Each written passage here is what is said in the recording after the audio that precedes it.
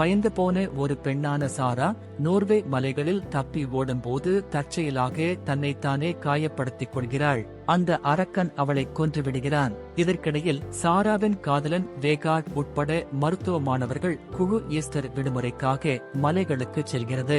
சாரா இன்னும் பனிச்சறுக்கு விளையாடுவதாக வேகார்ட் நம்புகிறார். மறுநாள் வர திட்டமிட்டுள்ளார். தொலைபேசி சிக்னல் இல்லாத பனி சூழலில் அந்த குழு பனிப்பந்து சண்டை, விளையாட்டுகள் மற்றும் மது அருந்துவதை ரசிக்கிறது. மார்ட்டின் இடைக்கால மயக்கத்தை வெளிப்படுத்திய பிறகு ஹன்னா கிளாஸ்ட்ரோபோபிக் ஆகிறார். மேலும் லிவ் அந்தரங்கத்தில் ஒரு விசித்திரமான நபரை சந்திக்கிறார். அது ஒரு விலங்கு என்று அவர்கள் நம்புகிறார்கள். ஆனால் சம்பவத்தை புகாரளிப்பதற்கு முன்பு லிவ் தன்னை விடுவித்துக் கொள்ள திரும்புகிறார். வாண்டரர் ஒரு குழுவை சந்தித்து காபியை கேட்கிறார்.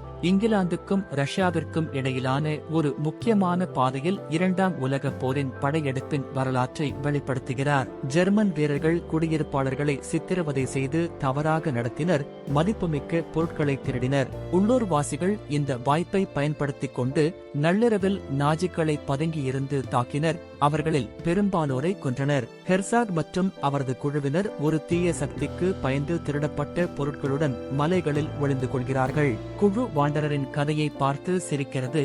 ஆனால் ராய் அவரை கேலி செய்கிறார். வாண்டரர் ஆபத்தான விஷயங்களின் ஆபத்துகளை ராய்க்கு நினைவூட்டுகிறார். வேகார்ட் நள்ளிரவில் எழுந்து அது சாரா என்று நினைத்து தரை பலகைகளுக்கு அடியில் யாரோ எதையோ மறைத்து வைத்திருப்பதை காண்கிறார். வேகார்ட் விழித்தெழுந்த போது சாராவின் மூக்கு மற்றும் வாயிலிருந்து இரத்தம் வருவதை காண்கிறார். இரவு உணவு சாப்பிடும் போது ஒரு விசித்திரமான சத்தத்தை கேட்கிறார். எதையும் பார்க்க முடியாமல் ஒரு அசுரன் அவரை தாக்குகிறார். அந்த உயிரினம் வேகார்டை கொல்ல அவரை துரத்துகிறது. மறுநாள் காலையில் ஒரு ஸ்னோமொபைலில் சாராவை தேட முடிவு செய்கிறது. நாளைக்குள் அவர் திரும்பி வரவில்லை என்றால் உதவி பெறுமாறு வேகார்ட் மற்றவர்களுக்கு அறிவுறுத்துகிறார். மேலும் சில மணிநேர தேடலுக்கு பிறகு அவர் தனது கூடாரத்திற்கு திரும்புகிறார். வேகார்ட் வாண்டரரின் உடலை அகற்றிய ஒரு கூடாரத்தை காண்கிறார். மேலும் சாராவை கண்டுபிடிக்க பனியில் இரத்த களரி கால்தடங்களை பின்தொடர்கிறார். அவர் ஸ்னோமொபைலை கைவிட்டு ஒரு துளைக்குள் விழுந்து சுயநினைவை இழக்கிறார். இரத்தத்தால் கலங்கிய மார்ட்டின் மற்றவர்களால் கேலி செய்யப்படுகிறார். மேலும் அவரது மருத்துவ வாழ்க்கையை பற்றி கேள்வி எழுப்புகிறார். இரண்டாம் உலக போர் நகைகள் மற்றும் தங்க நாணயங்கள் அடங்கிய தரை பலகைகளுக்கு அடியில் ஒரு மர்மமான பெட்டியை கண்டுபிடிக்கிறார் எர்லெண்ட். குழு வருவாய் மற்றும் பானங்கள் குறித்து உற்சாகமாக உள்ளது. ஒரு அரக்கன் நாணயத்தை எடுக்கும் போது எர்லெண்ட், அவரது காதலி மற்றும் கழிப்பறையை பயன்படுத்தும் கிறிஸ் ஆகியோர் வெளியே தகாத முறையில் நடந்து கொள்கிறார்கள். எர்லெண்ட் அறைக்கு திரும்புகிறார். ஆனால் உயிரினத்தின் உருமல் மற்றும் பயமுறுத்தும் முகத்தால் பீதி அடைகிறார். அவள் மலம் நிறைந்த துளைக்குள் விழுந்து தரையில் சரிந்து வயிற்று வலியால் அழுகிறாள். காயமடைந்த கிறிஸ் உரத்த இசை காரணமாக அந்தரங்க இடத்தை விட்டு வெளியேறுகிறார். ஆனால் குழுவால் அவள் சொல்வதை கேட்க முடியவில்லை. அசுரன் அவள் மீது பாய்ந்து அவளை அகற்ற வேண்டிய கட்டாயம் ஏற்பட்டது. ஹன்னா ஏதோ பயந்து இசையை அணைத்துவிட்டு வெளியேறுகிறார். ஆனால் கிறிஸ் ஏற்கனவே வெளியேறிவிட்டார். மார்ட்டினும் ஹன்னாவும் அவளை தேடுகிறார்கள். ஆனால் பனியில் ஆழமாக ஒரு மர்மமான பையை காண்கிறார்கள். கிறிஸ் ஒரு நடைமுறை நகைச்சுவை விளையாடுவதாக அவர்கள் கருதுகிறார்கள். சாராவின் உடல் காணாமல் போனதை குழு கண்டுபிடித்தது. இது ஆபத்துகள் குறித்து ஒரு சர்ச்சையை தூண்டியது. லிவ் அவளை கண்டுபிடிக்க முயற்சிக்கிறாள். ஆனால் ஹன்னா தன் தோழியின் தலையை யாரோ பிடித்துக் கொண்டிருப்பதைக் கண்டு பதற்றமடைகிறாள். அவள் கதவை பூட்டி பொருட்களை கொண்டு அதை தடுக்கிறாள். லிவ் ஒரு அரக்கனால் உடைந்து அவளுடைய தலைமுடியை பிடிக்கிறாள். மற்றவர்கள் அவளை தடுத்து நிறுத்துகிறார்கள். மார்ட்டின் லிவ்வை நெருங்கிச் சுடவில்லை. அதனால் ஹன்னா அவளுடைய தலைமுடியை வெட்டி அவளை விடுவித்தாள். ஹன்னாவும் பையன்களும் தங்கள் கேபினுக்கு வெளியே ஒரு ஜோம்பிஸ் குழுவை கண்டுபிடித்ததால் பீதியில் உள்ளனர். கேபின் நடுங்குகிறது மற்றும் விளக்குகள் மின்னுகின்றன. மேலும் மார்ட்டின் உள்ளே நுழைய முயற்சிக்கும் போது சுடப்படுகிறார். நண்பர்கள் ஜன்னலை ஒரு மேசையால் மூடுகிறார்கள். ஒரு ஜாம்பி கதவில் ஒரு துளையிட்டு அதை திறக்க முயற்சிக்கும் போது ஹன்னா தனது கையை வெட்டுகிறார். எர்லெண்ட் ஜோம்பிஸை அடையாளம் கண்டு அனைவரையும் கடியிலிருந்து விலகி இருக்குமாறு எச்சரிக்கிறார். பயந்து போன எர்லெண்டிற்கு ஜோம்பிஸ் குழு ஒரு கதவை தடுக்கிறது. அவர் மற்றொரு ஜாம்பியால் எளிதில் மயக்கப்படுகிறார். மீதமுள்ள உறுப்பினர்கள் அவரை உள்ளே வைத்திருக்க போராடுகிறார்கள். ஆனால் மற்றொரு ஜாம்பி வெளியே வந்து அவரது கண்களிலும் வாயிலும் குத்துகிறார். ஜாம்பி எர்லெண்டின் தலையை கிழித்து மூளை தரையில் விழுகிறது. மீதமுள்ள குழு உறுப்பினர்கள் காலை வரை உயிர் பிழைத்ததால் மலை அடிவாரத்தில் கார்களில் வெளியேற ஒப்புக்கொள்கிறார்கள். லிவ் மற்றும் ஹன்னா கார்களை தேடுகிறார்கள். அதே நேரத்தில் ராய் மற்றும் மார்ட்டின் தூண்டில் சத்தத்தை உருவாக்குகிறார்கள். ஜோம்பிஸ் சூரிய ஒளியை வெறுக்கிறார்கள் என்று அவர்கள் நம்புகிறார்கள். வேகார்ட் ஒரு குகைக்குள் விழித்து பனியில் பலவீனமான இடத்தை காண்கிறார். அவர் ஒரு டார்ச்சை உருவாக்க ஸ்னோமொபைல் பொருட்களை பயன்படுத்தி குகையை ஆராய்கிறார். ஏராளமான துப்பாக்கிகள், திறந்த கல்லறைகள் மற்றும் ஒரு நாஜி கொடி அவரது கணக்கை ஆதரிக்கின்றன.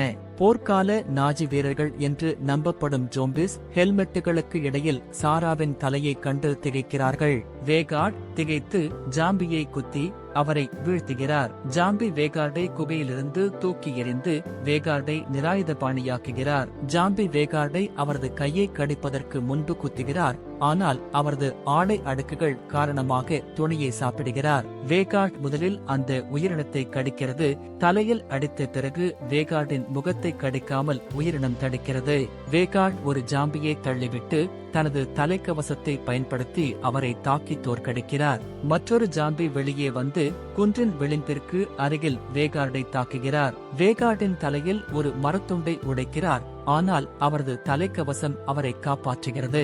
அவர் ஒரு கத்தியை பயன்படுத்தி ஜோம்பிஸின் கண்ணில் அடித்து அவரை ஒரு மரத்தில் உதைக்கிறார். இதனால் ஒரு கிளை அவரை குத்திக் கொன்று அவரது குடல்களை வெளியேற்றுகிறது. முதல் ஜாம்பி விழித்தெழுந்தவுடன் படுகுழியில் விழாமல் இருக்க வேகார்ட் இரண்டாவது ஜாம்பியின் குடலை பிடித்து அவரை ஒரு குன்றிலிருந்து தூக்கி எறிகிறார். ஜாம்பி வேகார்டின் கழுத்தை கடித்து அவருக்கு வேதனையை ஏற்படுத்துகிறார். வேகார்ட் தனது தலையால் அந்த உயிரினத்தை அடிக்கிறார். இதனால் அது சரிந்து விழுகிறது. ஹன்னாவும் லிவும் காட்டில் ஓடுகிறார்கள்.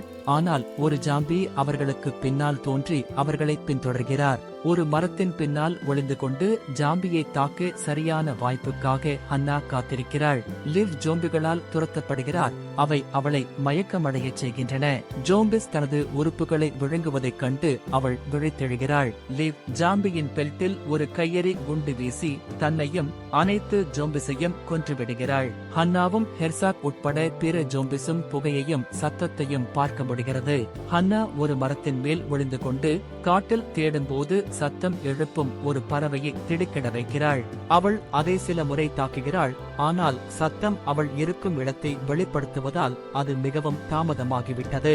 ஹன்னா ஒரு மரத்தில் ஏறும்போது ஒரு ஜாம்பியின் முகத்தில் குத்திக் கொள்கிறாள்.